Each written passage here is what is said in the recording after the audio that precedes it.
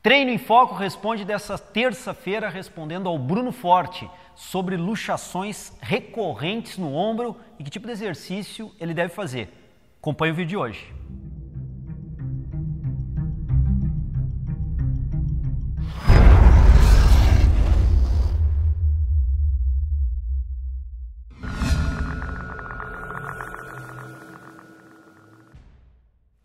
Bem, pessoal, o caso do Bruno é um caso bem pitoresco, interessante e que gera um tema bem importante a gente gravar aqui no Treino em Foco. O Bruno comentou pra gente que ele apresenta frouxidão ligamentar diagnosticado por 3 médicos traumatologistas, em que ele procurou esses 3 profissionais da área médica. Os 3 foram concordantes ao colocarem que em glenumeral ombro, os 2 lados, direito e esquerdo, ele apresenta frouxidão ligamentar. Ele coloca também que já teve várias luxações no ombro, inclusive nos últimos meses, teve 6 luxações recorrentes para atividades do cotidiano, atividades da vida diária, e ocorreu essas luxações, deslocamento da cabeça do úmero fora da cavidade glenoide. E aí o Bruno nos pergunta o que fazer, só treinar manguito rotador, treinar outros grupos musculares, qual a carga que seria interessante de ele projetar sobre a musculatura que ele vai treinar com o objetivo de fortalecer e estabilizar de uma forma dinâmica a articulação glenumeral. Então veja bem, Bruno e demais seguidores que podem ter o mesmo caso, treinar o manguito rotador se torna fundamental. O pessoal que fez com a gente o curso de Cinesiologia no módulo 1 deve relembrar e lembrar bem o que eu estou falando agora aqui. Nós temos na escápula a cavidade glenoide, aonde a cabeça do úmero, que é o osso do braço, se articula. Essa cavidade glenoide ela tem um desenho côncavo, enquanto que a cabeça do úmero tem um desenho convexo. E eles se articulam quando nós fazemos movimentos glenumerais, ou seja, movimentos do ombro. Existe uma articulação. Só que um detalhe importante que nós temos que saber aqui, que o desenho anatômico ósseo estrutural é extremamente raso essa concavidade da cavidade glenoide, aonde o úmero, cabeça do úmero se articula. Então é muito fácil, se nós pensarmos única e exclusivamente na anatomia óssea, é muito fácil essa cabeça do úmero se deslocar do ponto ideal de articulação. E aí vem um grupo muscular importantíssimo chamado manguito rotador, que na tração desses 4 grupos musculares que formam o manguito rotador, eles fazem uma força também de coaptação, uma força que impulsiona a cabeça do úmero contra a cavidade glenoide, e isso faz uma estabilidade do ombro.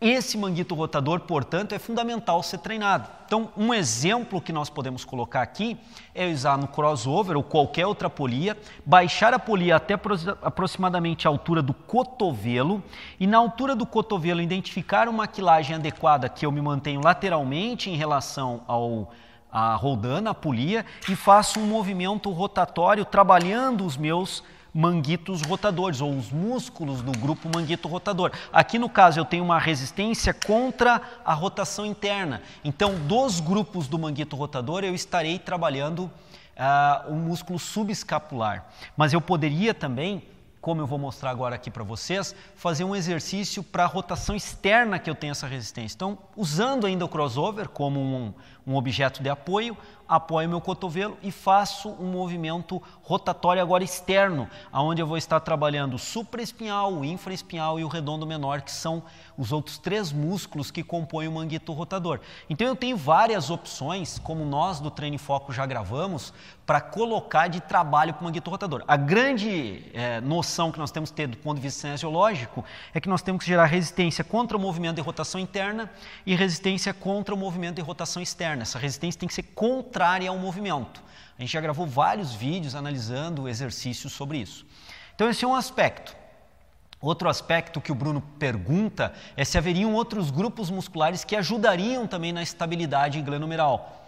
Bruno, os grupos musculares que transitam e são adjacentes à articulação glenumeral, todos eles, com maior ou menor intensidade, terão algum poder de coaptação, ou seja, terão algum poder de estabilização da articulação do ombro.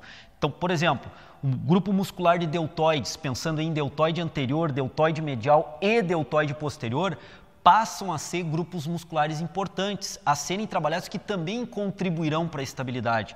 Deltoide anterior, deltoide medial e deltoide posterior. São um grupo que também, junto com o manguito rotador, o grupo manguito rotador, irá contribuir na coaptação entre cavidade glenoide e cabeça hemisférica do húmero, gerando estabilidade para essa articulação. O fortalecimento desses grupos musculares é importante. Peitoral maior, já que ele transita anteriormente também próximo ao húmero, próximo à articulação. Córaco braquial também são músculos que transitam anteriormente em relação à articulação deltoide, abaixo do deltoide, são uma camada muscular mais profunda, também são músculos interessantes serem treinados porque também irão contribuir para a estabilidade do ombro.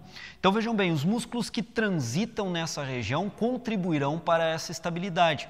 Até um certo grau, o próprio latíssimo do dorso e o redondo maior também terão um certo grau de estabilidade. Entretanto, obviamente, manguito rotador e poderia incluir aí os deltoides, pensando em deltoide anterior, medial e posterior, são os mais importantes nessa coaptação, Bruno, nessa estabilização do seu ombro. Se essa frouxidão ligamentar não está lhe permitindo estabilizar o ombro, como os médicos que você procurou estabeleceram, a melhor saída é o que você já identificou e os médicos já colocaram, fortalecimento de músculos que estabilizam. Exercícios que trabalham esses grupos são os que você deve incorporar ao seu programa de treinamento. E a outra pergunta do Bruno seria: que carga eu deveria projetar para a treinabilidade desses músculos? Bruno, veja bem, se você não tem um manguito rotador forte ainda, e provavelmente não tem, interessante é começar com quilagens baixas, talvez aí com um número de repetições um pouco mais elevado que o normal, 15, 20, talvez até 25 repetições, caracterizando, portanto, um trabalho de resistência muscular localizada exatamente sobre o ponto dos músculos manguito rotador e deltoide. Então esse é um ponto importante que você deve buscar.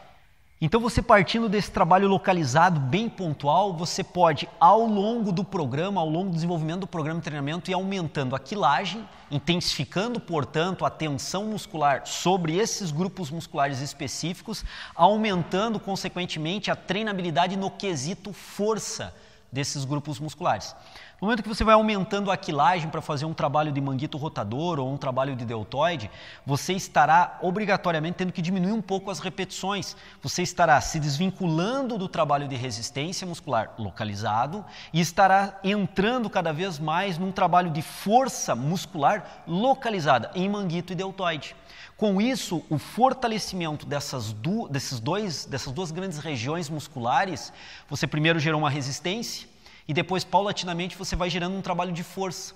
Esse trabalho de força vai aumentar a tensão muscular que esses grupos conseguem produzir, que conseguem abduzir o ombro ou rodar lateralmente, medialmente o ombro, e com isso você aumenta a capacidade de coaptação, a capacidade de estabilização da articulação. Isso tem que ser progressivamente elaborado, cargas progressivas e sistemáticas. Você entra num trabalho de resistência e migra para um trabalho de força, você dá uma base de resistência e depois vai para um trabalho tensional maior. Então essa é a ideia de progressividade. Lembre bem, é interessante você procurar um bom profissional de educação física para orientar essas questões com você. O que o Treino em Foco está colocando aqui são visões gerais de progressividade de carga e de visão do programa de treinamento. O seu treinamento específico é o seu treinamento específico e deve ser visto individualmente junto com o profissional da educação física. O que nós estamos colocando aqui é uma visão sistemática, geral, genérica, para casos similares ao seu, ok? Então fica aí essa mensagem do Treino em Foco, ajudando ao Bruno e acredito também que ajudando outros seguidores do Treino em Foco que possam ter situações similares, se bem que o Bruno, como eu disse no começo do vídeo, é bem pitoresco, porque ele já teve várias luxações recorrentes do ombro, então deve estar realmente com os ligamentos com uma situação de frouxidão ligamentar bem avançada, mas ficam aí as orientações do Treino em Foco. Mais uma vez quero agradecer aqui a todos os seguidores que estão divulgando o Treino em Foco na sua região, nas suas redes sociais, para os seus amigos, para os seus colegas acadêmicos das universidades onde estudam, estão colocando, mostrando, nos marcando nas publicações. Muito legal, o pessoal está ajudando bastante que a gente possa promover e divulgar cada vez mais as informações do Treino em Foco e, quem sabe, com isso conseguir ajudar um maior número de pessoas aí de forma gratuita em todo o Brasil. ou também fora do Brasil, aquelas pessoas que entendem, falam o português. Então, muito obrigado, pessoal, a esses seguidores que estão contribuindo demais para que a nossa informação seja divulgada em diferentes regiões do país e até mesmo fora do país. Muito obrigado e amanhã é imperdível. Treino em Foco responde, continuando de novo, onde nós vamos falar sobre calistenia e no outro programa sobre agachamento.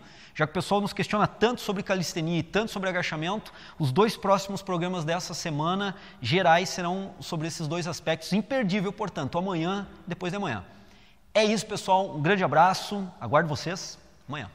A questão de termos um desenvolvimento corporal adequado para um corpo perfeito, também nós podemos questionar o que seria um corpo perfeito nessas condições. Mas como ele colocou na citação, nós interpretamos como um corpo musculoso, forte e bem definido, como o Felipe Franco. Então, nessas condições, nós temos que imaginar que sim, treinamento por um bom período de tempo, e aí podemos raciocinar até com anos de treinamento, bem executado, bem feito, com a carga adequada de treinamento, mais uma nutrição também bem feita, bem regulada,